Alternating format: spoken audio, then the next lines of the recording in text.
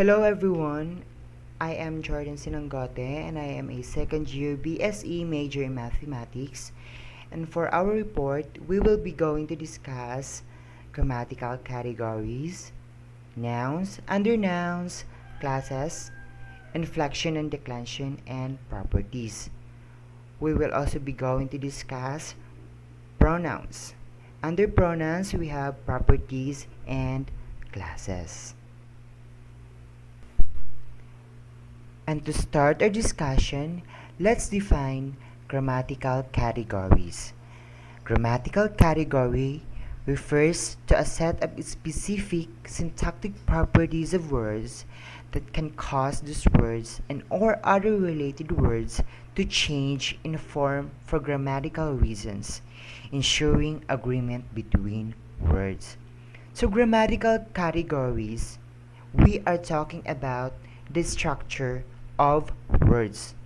We are talking about the proper way of constructing a sentence. Grammatical categories, it involves words. So these words that we use in a sentence, it gives changes depending on the agreement.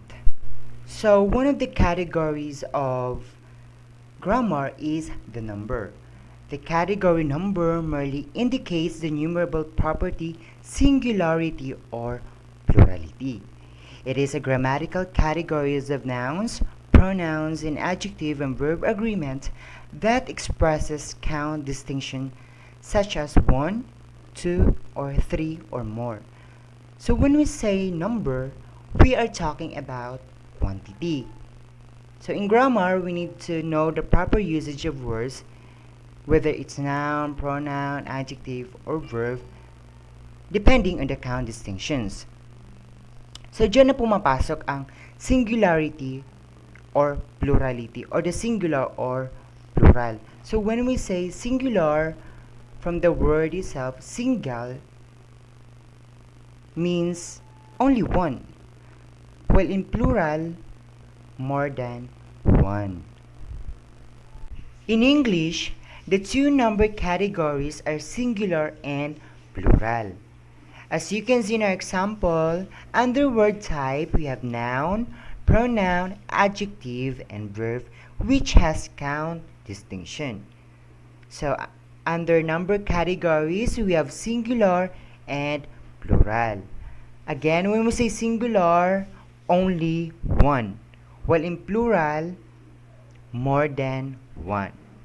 So when we say noun, it talks about person, place, thing, or idea. So in our example, we have cat, mouse in singular. So once it became plural, it becomes cats, mice. While in pronoun, it is a word that used instead of noun or noun phrase. So in our example for singular, we have I, me, you, he, him, she, her, it. So in plural, we use we, us, you, they, them. So in adjective, it is a word that modifies a noun or noun phrase. So in singular, we have this, that, a, and, my, your, his, her, it. So in plural, we use this, those, are, your, their. And lastly, verb. It is a word used to describe an action, state, or occurrence. So we use in singular am, is, was, has, I play, he plays. So in plural, we use are, were, have, they play. So as you observe, from singular to plural, there are changes. There are changes in spelling. Sometimes we use S at the end of the word. Another categories of grammar is definiteness. The category definiteness distinguishes definite and indefinite nouns. So when we say definiteness, we are talking about definite and indefinite nouns. So when we say definite nouns, these are the nouns that are clearly stated in the sentence. For example, boy, girl. So as you observe in the example we use, the nouns are countable or recognizable. While in indefinite nouns, when we say indefinite, it means continuous. So we are talking about everyone. This grammatical category is typically associated to nouns through the use of determiners. A determiner is a word that determines the kind of reference a noun or noun phrase has. For example, a, an, the, every, some. So in definiteness, we use determiner to distinguish if it's either definite or indefinite nouns. So we use it before the nouns. For example, a boy, the girl, every people, some people. So it distinguishes between reference or entities that are identifiable in a given context, whether it's definite noun phrases or indefinite noun phrases. Another categories of grammar are the tense and aspect. The category tense refers to the time at which the actions or events took place.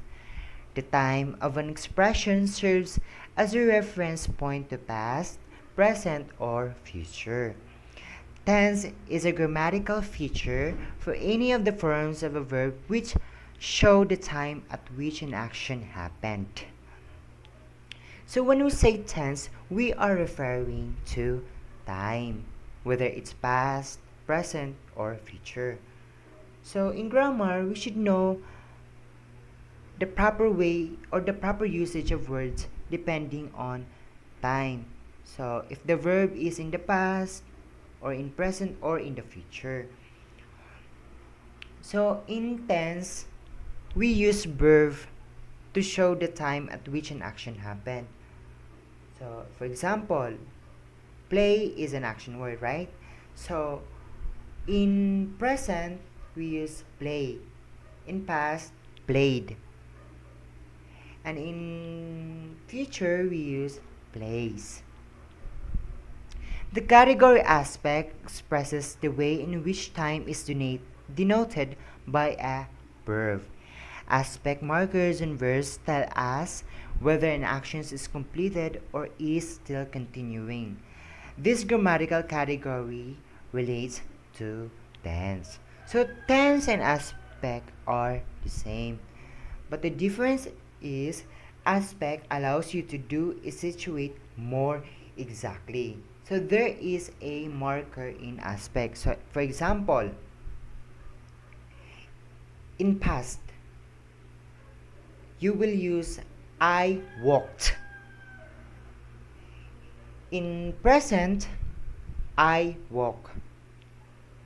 In the future, I will walk. So there is a mark whether the verb is completed or still continuing. For the example of tense and aspect, as you can see in our table, we have simple, continuous, perfect, and perfect continuous. When we say simple, it describes permanent and repeated events, meaning the past, present, and future are completely fixed. While in continuous, it describes the temporary events and actions which have begun but are not yet completed. So, meaning, ito yung mga nasimulan pero hindi pa tapos.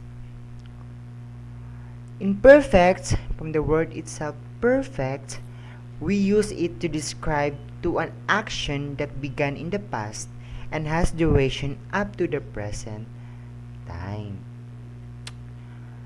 And lastly, the perfect continuous, meaning it describes the actions that started in the past and are continuing up to the time of speaking. So in our example, we have in simple, I wrote poetry books. In present, I write poetry books. In future, I will write poetry books. In continuous past, I was writing poetry books. In continuous present, I am writing poetry books. In continuous future, I will be writing poetry books. In perfect past, I had written poetry books. In perfect present, I have written poetry books. In perfect future, I will have written poetry books. In perfect continuous past, I had been writing poetry books. In perfect continuous present, I have been writing poetry books. In perfect continuous future, I will have been writing poetry books. Another categories of grammar is the case. The category case expresses the functional role of a noun or noun phrase. These grammatical categories conveys how different noun phrases in a sentence relate to the verb in different ways: subject, direct object, or indirect object. So, meaning case, it shows the relationship of noun to the word, especially the verb in the sentence. So in case, we can identify the functional role of noun or noun phrase in a sentence. So here are the main cases you will encounter in English. We have subjective case, objective case, possessive case, and vocative case. So when we say subjective case, it is a case used for a noun or pronoun that is the subject of a word. Meaning, ito yung tinutukoy ng action words o ng verb. So for example, I was walking. So the subjective case there is the I or ako, and the verb there is walking. So meaning, subjective case, it is the main topic or the main persona in the sentence. The next one is the adjective case. It is used for nouns and pronouns that functions as objects. So yung main role nila sa sentence, they are objects. Okay, meaning sila yung mga tinutukoy. It's either direct, preposition, or indirect. So, for example, ng noun na direct, her. Indirect, them. Preposition, me. So, meaning, it also a noun which is the main object in the sentence. The possessive case is used for showing possession, meaning it shows pagmamayari or ownership. Next is the vocative. The vocative is used to show direct address to somebody or something directly. So dito naman sa vocative case, we are talking to someone directly. Okay? So we are pertaining to something or someone directly. So we commonly use commas. For the example of grammatical case, in the first table we have subjective case, objective case. Under possessive case, we have possessive determiner, possessive pronoun, and we have vocative case. So for subjective case, which we are talking about the nouns, that described by the verb. We have I, you for singular, he, she, it, we, you, they, dog, and dogs. For objective case, which the function in the sentence is the object. Okay, we have me, you, him, her, it, us, you, them, dog, dogs. In possessive case, which shows ownership or possessions, we have the possessive determiner. We have my, your, his, her, its, our, your, their, dogs, dogs. So in possessive pronoun, we have mine, yours, his, hers, its, ours, yours, theirs. So for vocative case, get off you, scrum, hands up, dog, run away, dogs. So meaning, in vocative case, you are directly talking to the noun. Okay, another example for vocative case. I love you, Aljun. So, meaning, I am talking directly to Aljun because of the comma. So, in the sentence in the second table, you know me and mom's friend Toby. So the subjective case is you, which is the main topic, the verb. And then the objective case is me, and mom's is the possessive case, which shows ownership. And then the vocative case is Toby. Another categories of grammar is the person. Person is a category used to distinguish between those speaking, those being addressed, and those who are neither speaking nor being addressed.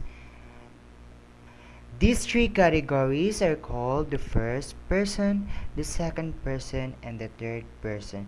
So, in person, ito yung mga ginagamit nating noun for us to distinguish kung sino yung mga nagsasalita, kung sino yung tinutukoy, o yung mga ina-address or hindi ina-address. Okay? So, the third categories, we have the first person, which we use I and we. The second person, we use you. Third person, we use he, she, it, they. Another categories of grammar is the gender. The category gender basically refers to a subdivision of nouns into masculine, gender, and neuter. So, when we say gender, we are talking about the sexes of a noun. Okay? If it's either a women, men, or in general. So, here, we are using masculine, feminine, and neuter. So we are not using man, women, girl, boy, or general like that. So we are going to use masculine, feminine, and neuter. So in our example, for masculine, we have roaster and man. So in feminine, it became hen and woman. In neuter, we have chicken and doctor. Another categories of grammar is the mood. Mood is a form of verb takes to show how it is to be regarded as a fact, a command, a wish, and uncertainty. Meaning mood, it talks about the verb or action words that gives or that shows facts or commands or even a wish. There are three moods in English. We have the indicative mood, the imperative mood, and the subjunctive mood. So when we say the indicative mood, it states a fact or asks a question. For example, this broom is fast. Do you want to go? So as you can see in the example, this broom is fast, which shows a fact. And do you want to go? Ask a questions. The second one is the imperative mood. It expresses an order. So for example, keep away from the sunlight.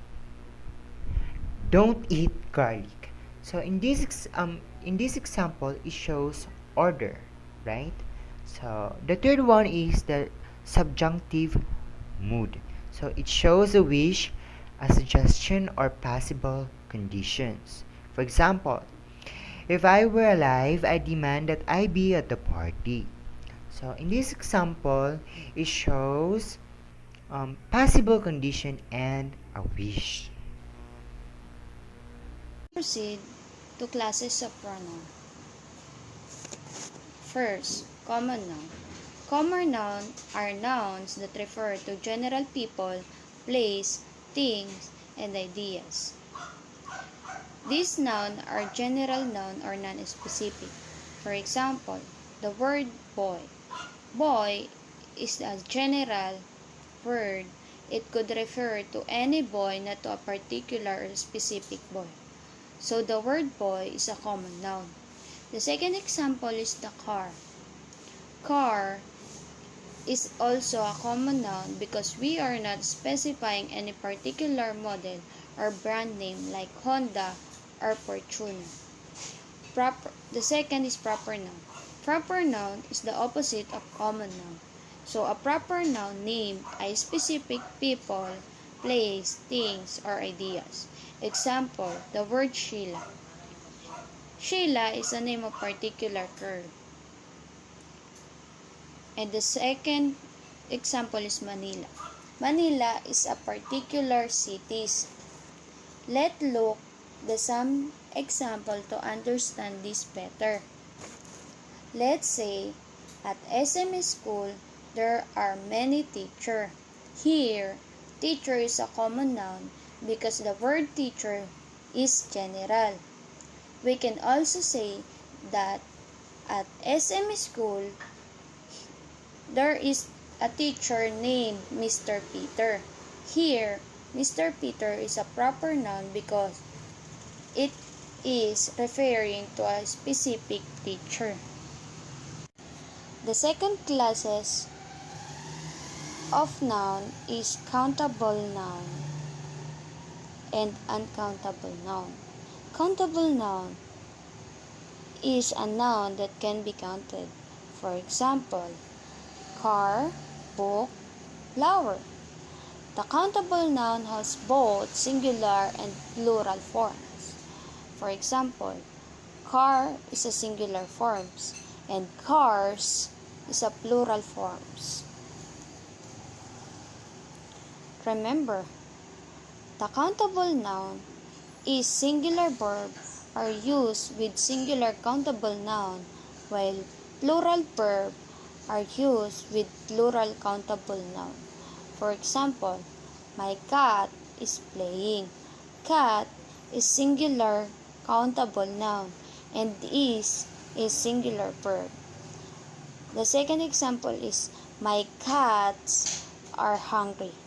Cats is a plural countable noun while are is a plural verb. So next is uncountable noun. Anything that cannot be counted is called uncountable noun. Think, we can count milk, water, or sugar. No, we cannot count this. So this is the example of uncountable noun. And also, they often refer to substance, liquid, and abstract ideas like happiness, time, information. You cannot count happiness. You cannot say, oh look, I have 3 happinesses. No, it's not possible. So happiness is an abstract idea and it's uncountable noun. So for example, wood, air, milk, happiness. Wood is a substance. Milk is a liquid, and happiness is an abstract idea. So this is the uncountable noun. Another classes of nouns is the inherently plural nouns. Some nouns are such that they cannot be used in the singular. That is, they are always regarded as denoting something plural, and they always take plural agreement. Important members of this category appear in the following examples. From the word inherently plural, it means that these are the nouns that are exclusively for plural. Okay? So it means these nouns cannot be used in a singular form. For the examples, my new jeans are Italian. In this experiment, headphones are to be used. The minutes were kept by Sheila. The goods have been exported to Germany. All our valuables have been stolen. The police are investigating the case. Do you know how many people are here? Another classes of nouns is the nouns INICS. Nouns that ends in ICS look plural, but are actually most often treated as singular. Those, when heading a noun phrase which functions as a subject, they trigger singular agreement on the verb.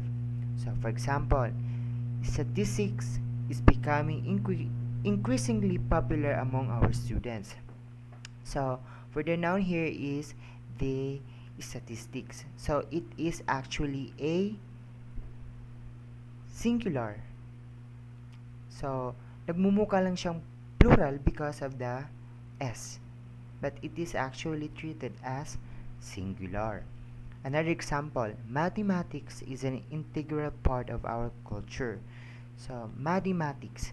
So, we think mathematics is a plural because there's a lot of branches of mathematics, but it is actually a singular. Western economics has tended not to be influenced by theories from other parts of the world. So, another noun is the economics. So, it is also a singular. Another classes of noun is the zero plurals. Zero plural nouns are nouns that look the same in the plural as they do in the singular. A well-known example is the noun sheep. Since sheep is a zero plural noun, it looks the same in the two sentences below. However, this does not prevent it from being singular in the first sentence and plural in the second one, as indicated by different verb form is and are. So zero plurals, these are the nouns that if you change a singular noun to a plural noun, there are no changes in the spelling, or the word is still the same. So, nagkakatalo lang sila sa verb na ginamit. So, pag plural, it's are. Pag singular, is. So, for the example, my sheep is black. So, it's for singular. My sheep are black. So, it's for plural. So, as you can see, our noun, the sheep, which is the sheep, there are no changes in the spelling or the word. But, nagkatalo lang tayo sa paggamit ng verb. Diba? Kasi pag plural, gumagamit tayo ng are. Pag singular naman is.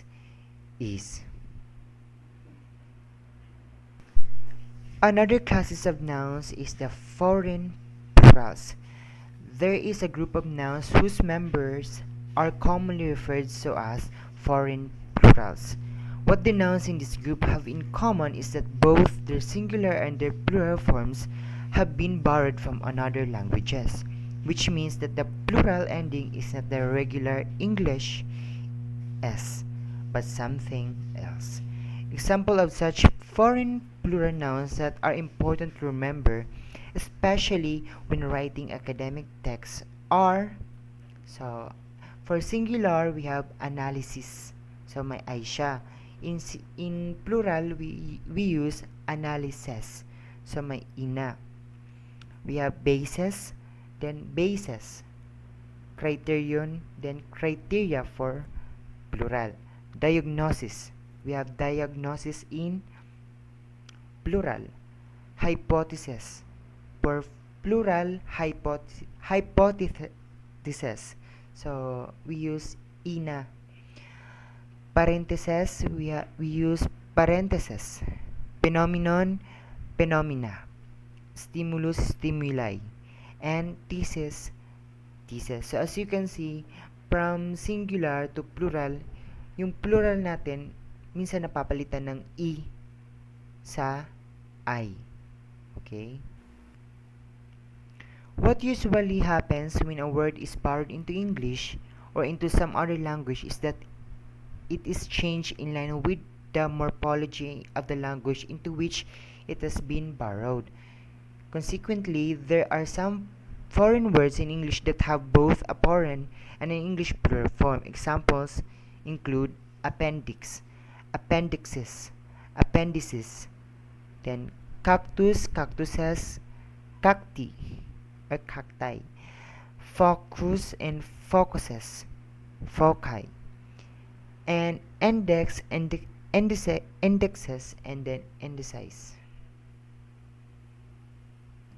Letters added to nouns, verb, and adjectives in their different grammatical forms. Original word type. Words ending with a sibilant S, double S, SH, CH, X. In inflection rule, add ES in the plural noun or third person singular verb. Example, bus, buses, buses. Miss, misses, wish, wishes, watch, watches, fox, foxes. Words ending with the letter O, potato, potatoes, do, does. Words ending consonant Y, change the Y to IE before the ending S. Party, parties. Study, studies. Cry, cries. Words ending consonant Y, change the Y to I before the ending ED, ER, EST, LY. Try, tried. Happy, happier. Easy, easiest. Words ending consonant Y, do not change the Y before the ending ing. Carry, carrying. Try, trying. Words ending vowel Y, do not change the Y. Buy, buys, play, played. Verbs ending consonant A, omit the A before the ending ing. Ride, riding. Love, loving. Write, writing. Provide, providing. One syllables, words ending consonant vowel, double the last consonant before the endings ing, ed, er, est. Heat, heating. Stop, stop. Wet, wetter. Fat, fattest. Begin, beginning. Prefer, preferred. Two or more syllable words ending consonant vowel, consonant that are stressed on the last syllable. Begin, beginning, prefer, preferred. Two or more syllables words ending consonant vowel that are stressed on the first. Do not double the last consonant before the ending ing, ed, er, est. Happen, happening. Visit, visited. Example in numbers. Inflection nouns, it is something to do in numbers, singular and plural. Singular, a cat, a box, a churches. A cat, if two or more cat, or the plural of cat is cats, you add the S, and box, you add ES, and church, you add ES. Declension. Form of a noun, pronoun, adjective or articles that changes to indicate number, grammatical case, gender, etc. Declension, it is also tell us whether the noun is singular or plural, also talks about the function in the sentence. Number. It is simply means indication whether it is plural or singular. For regular noun, this means that s and es may added to become plural. Example, dog into dogs. You add s in the word of dogs. Glass into glasses. Grammatical cases. It reflects the function of noun or pronoun in the sentences. There's have three cases: the subjective cases, objective cases, and the possessive cases. Noun or pronoun can be subject in the sentences. Subject, a noun is used as the subject of the verb.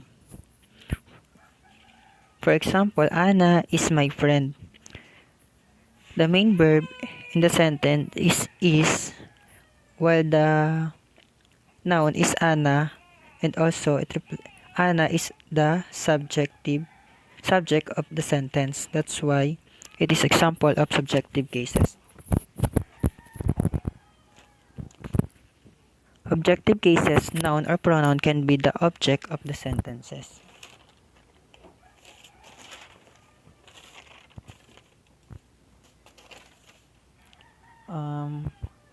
For example, Ram eats the mango. What Ram he eat? What Ram eats? So the object is the mango. Objective is action done on a noun or pronoun. Possessive cases, noun and pronoun is possession of the subject in the sentences. Possessive case is formed by adding s to noun denoting a person or an animal. It shows possession or ownership. For example, this is Joseph's book. The book belongs to Joseph.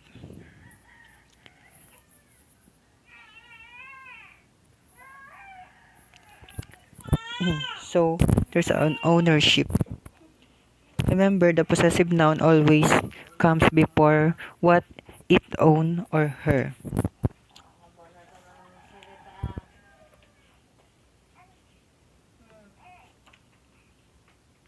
Gender.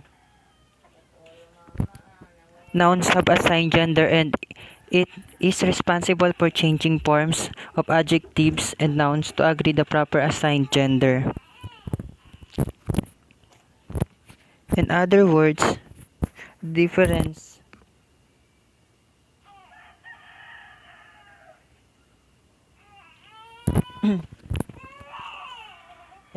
difference of sex is called gender. Gender expresses the sex of living being.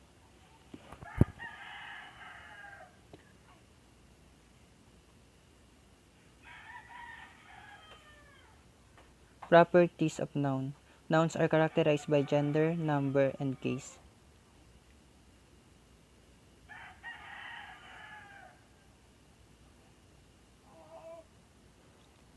Gender of noun. Nature has made couples of everything male and female. Gender refers to the classification of nouns according to sex, masculine or feminine.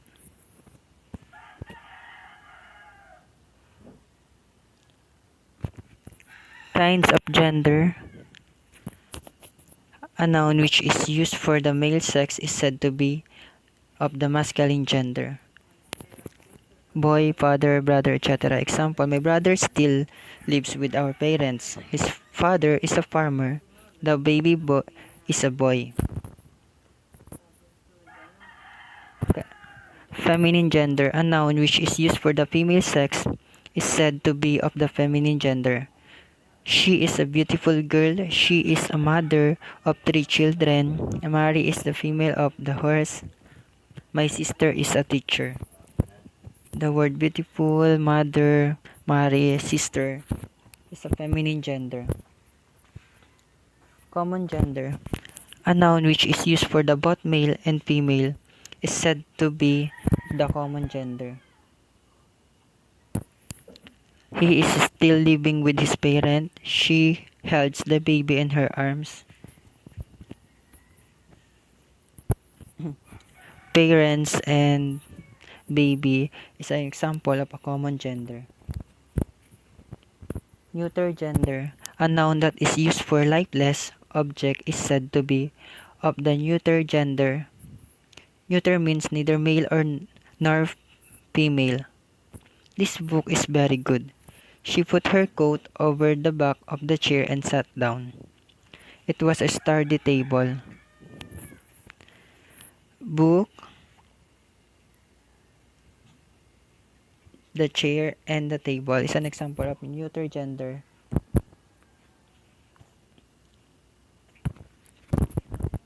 Personification. When an object, quality, etc. is represented as human being in art and literature, it is called personification. Personified object or objects which express strength are regarded as masculine. Objects which express beauty or tenderness are regarded as feminine. Countries, when referred to by name, are also normally considered feminine. Ships and sometimes cars and other vehicles, when regarded with affection or respect, are considered feminine. Ship or railway train is generally treated as feminine.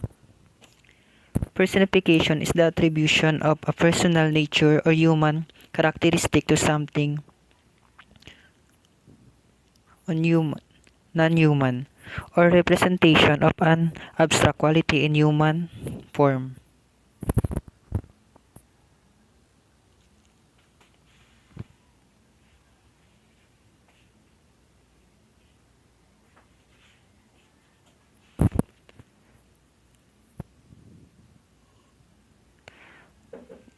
Numbers of noun. The number of nouns indicates how many people or object. It refers to common nouns. Have two forms.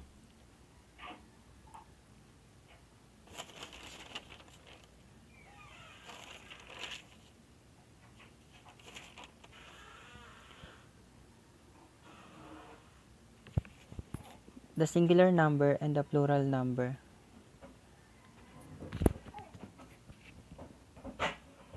Nouns are referred to just once anything are singular. There is a man in the car. I eat an egg daily.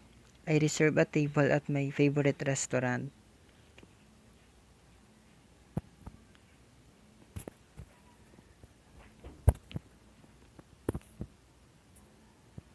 The noun there is a man, an egg, and a table. The plural number, nouns that are referred to more than one or of anything are plural. There are 2 men in the car. I eat 2 eggs daily. I reserve 2 tables at my favorite restaurant. The 2 men, 2 eggs, 2 tables are the plural example.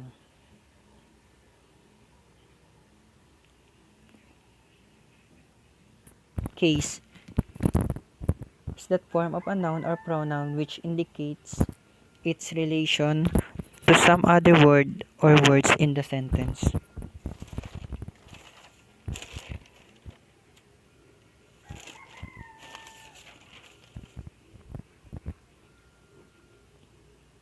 The nominative case, a noun or pronoun used as a subject of a verb or preposition, is in the nominative case. Rain falls. Dogs bark. He runs. The objective case, a noun or a pronoun used as an object of a verb or preposition, is in the objective case. This is also called accusative or dative case. We eat rice. He likes mangoes. The accusative is the case of the direct object, he hit me. And also, if the accusative is in the indirect, for example, he gave me a book.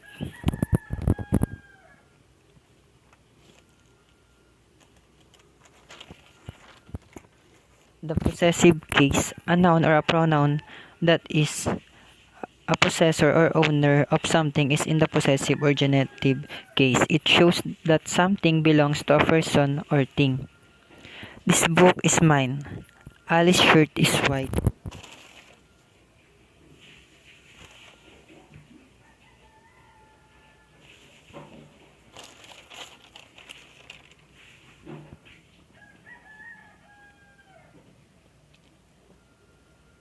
The vocative case, a noun that denotes the person addressed is in the vocative case. Look her, Ali. Ahmad, come here. Sir, may I come in?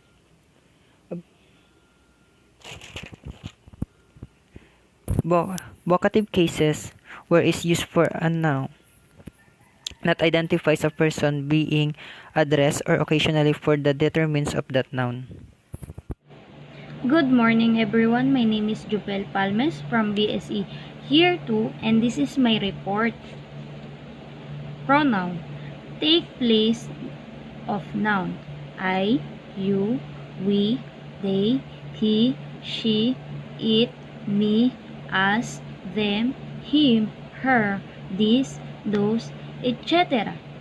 So pronoun is instead of saying the name repeated, you will use the pronoun. For example, like clothes. Like sneakers too.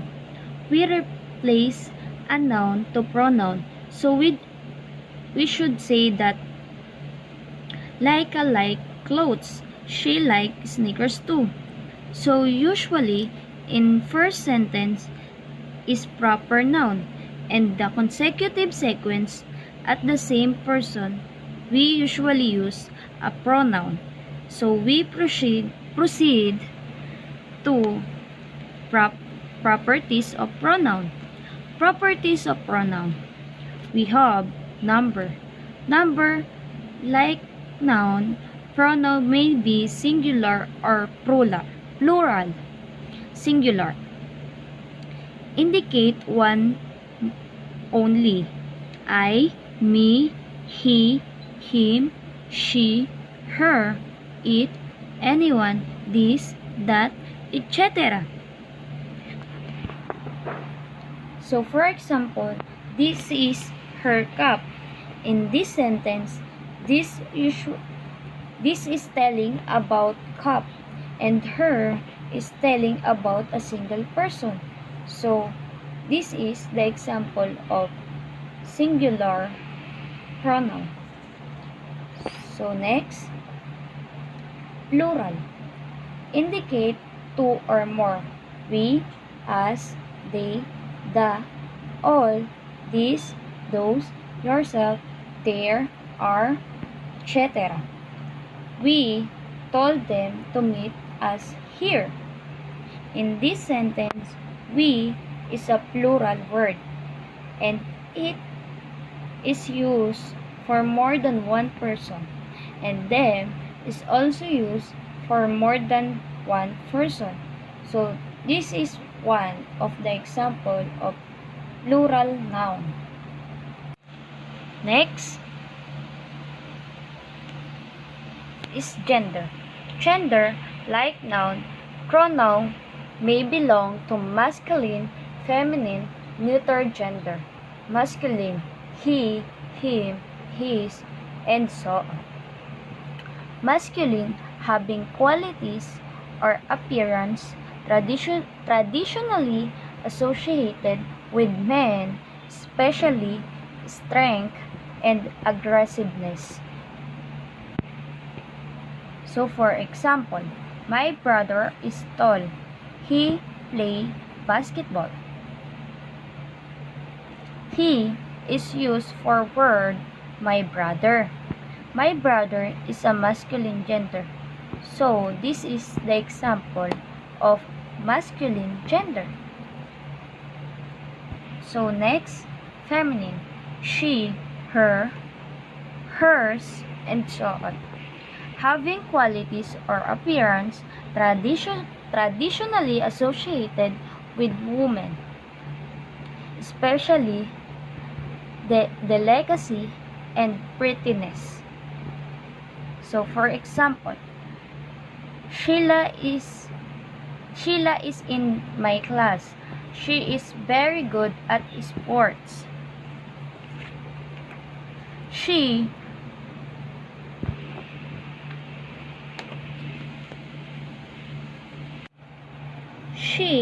pronoun is used for the noun word Sheila, and Sheila is a feminine gender, so she is also feminine gender pronoun. Neuter gender: it, its, that, this, and so on. Neuter gender, it's either masculine or feminine. For example, the tree has grown tall. It has many branches. In this sentence, tree is a neuter gender, and in place of tree, I have to use the word it. So it is also a neuter gender. So the last is case. Case. If the pronoun is the subject of the sentence, we say it is a subject pronoun. A subject pronoun go before the verb. The subject pronoun are I, you, he, she, it, we, they, and so on. And the subject pronoun usually at the beginning of the sentence and thus the action of sentence. For example, Abby bakes a mango cake. Abby is a noun or a proper pronoun. So what should Abby replace? Abby is a girl. So we going to replace it with she. So she bakes a mango cake. Second example, my brother liked to dance. We are going to replace my brother with a pronoun. My brother is a boy. So I replace with he. So he liked to dance. So the other one is object pronoun. If the pronoun is the object of the sentence, we say it is an object pronoun. Object pronoun go after the verb. The object pronoun are me, you, him, her, it, us, they, and so on. And object pronoun is also the receiver of the action. For example, Joshua gave her a book. Her is the object pronoun because her is the receiver of the action. Second example, Badang wrote a letter to them. So them is the object pronoun because them is the receiver of an action.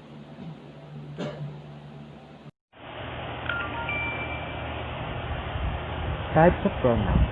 Common pronouns include I, me, mine, she, he, it, we, and us. In truth, there are many different types of pronouns, each of them serving a different purpose. Number 1. Personal pronouns are used as a substitute for a person's name. There are two kinds, subjective and objective pronouns. First, let's tackle about subjective pronouns. Subjective pronouns, the subject of the sentence, they are I, you, he, she, it, we, they. They are pronouns that replace the subject in the sentence. Once you understand what a subject it is, it will be very easy to tell what type of pronoun it replaced it. For example, they went to the store, and I don't want to leave. They is a subjective pronoun, and I is also a subjective. Another example, Gina runs a great shop in town. We all know that Gina is a subject. Instead of using the word Gina again, we will replacing it in one of the subject pronouns, which is she, since Gina is a girl. So, the sentence will become, she runs a great shop in town. Next is objective pronoun. Objective pronoun is the object of the sentence. They are me, you, her, him, it, us, and them. Objective and subjective are not the same. We do not replace the subject. Instead, an object pronoun would replace the object in the sentence. For example, please don't sit beside me, and go talk to her. The word me and her are the objective pronouns. Another example, don't look at my friends. Friends is the object of the sentence, so we will replace friends into them. Instead of my friends, we will say don't look at them. Next is possessive pronoun. Show ownership or possession of a noun. They function as determiners in front of a noun to describe who something belongs to. They are my, our, your, his, her, its, and their. For example, is that my book? No, that his book. We all know that my and his are the possessive pronouns. Independent possessive pronouns. These pronouns refers to previously named or understood nouns. These are mine, ours, yours, his, hers, its, and theirs. In these independent possessive pronouns, they refer back to a noun or noun phrase already used, replacing it to avoid repetition. For example, I said that phone was mine. No, it's theirs. So mine and theirs are independent possessive pronouns, because in the first sentence there is a noun, but in the second example we use independent possessive pronouns because to avoid repetition of a noun. Indefinite pronoun. Definite pronoun is don't point at particular nouns. We use this when an object doesn't need to be specifically identified. These are few, everyone, all, some, anything, and nobody. For example, most wealth is held by a select few. And next, everyone is here already. So we all know that few and everyone is a part of indefinite pronoun. Next is relative pronouns.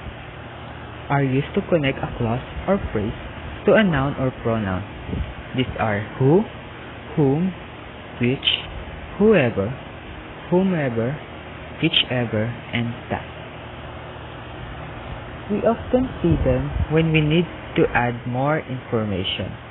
For example, the driver who ran the stop sign was careless, and I don't know which pair of shoes he wants. So we all know that who and which are the part of relative pronoun.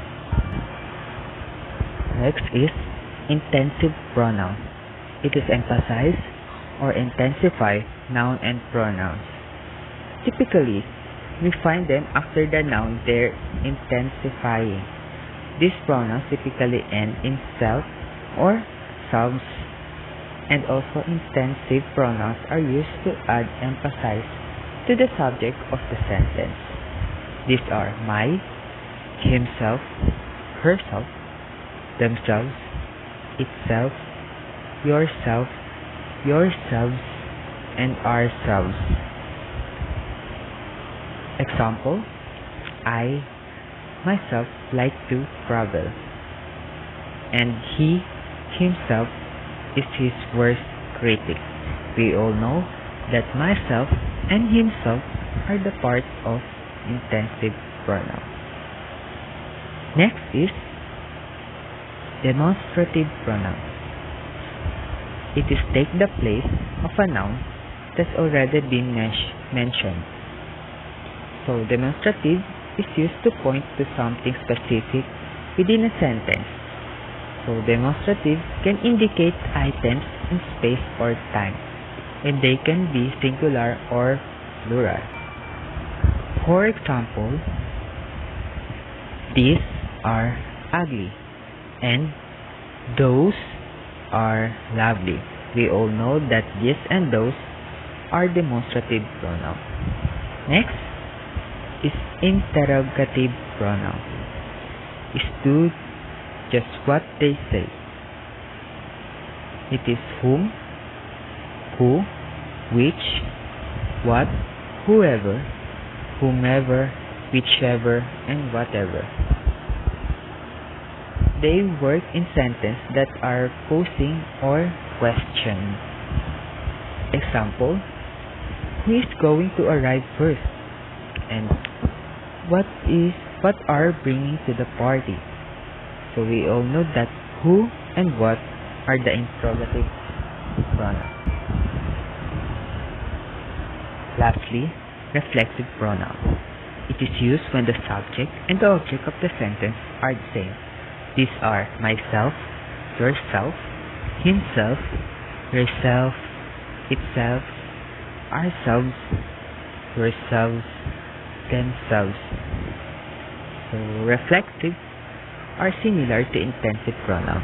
The difference between the two is that intensive pronouns aren't essential to a sentence meaning, while the reflexive pronoun is essential.